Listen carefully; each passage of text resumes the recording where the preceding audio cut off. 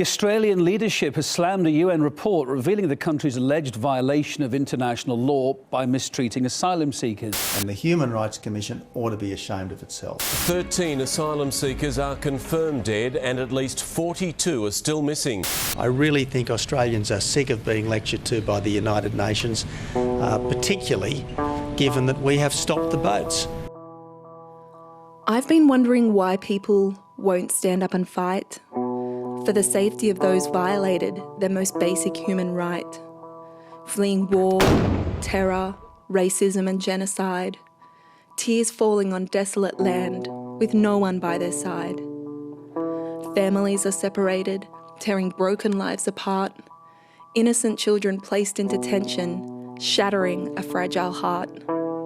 Whatever happened to showing mercy to the suffering and to the poor? Cruelty and torture conveniently hidden behind a closed prison door. The government does well at hiding the truth about abuse, allowing the enemy's scheme for violence and destruction to attack and run loose, offering us a diet filled with propaganda Australians will buy. Society drinks the cup of prejudice without realising they're fed an immoral lie. Where are the believers who will rise up and pray for the injustice inflicted on the many who will not go away? Our stomachs are full, staring robotically at our smartphone, blissfully ignorant that a damaged child cries in fear alone. Stitching their lips, anxious to have their screams heard, we just scoff and think their desperation is absurd. Dazed politicians try to cover the mess by commanding, Stop the boats. as if one simple line could cure generations robbed of their dreams and hopes. Of course, there is no easy solution for a horror so complex. But if you look through the eyes and mind of Jesus, it changes the context. His love extends beyond sin and circumstance, race and religion. It's for all of mankind. He lived as a stranger in a foreign land, despised, rejected and beaten by those whose hearts were blind. To his unfailing love and mercy, his radical acts of kindness that didn't fit the status quo.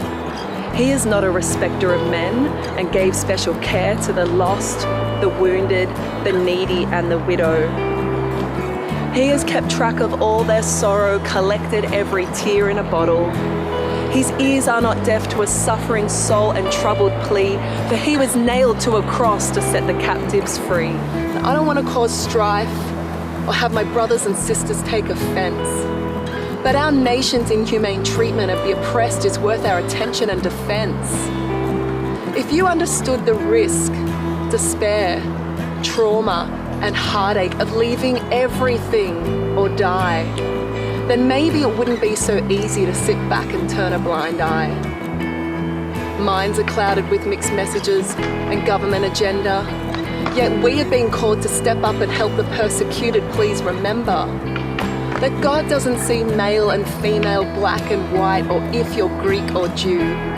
He died to bring freedom, healing, and hope for everyone, including you.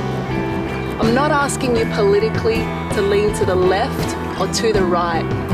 I just don't understand why so many are complacent and won't stand up and fight.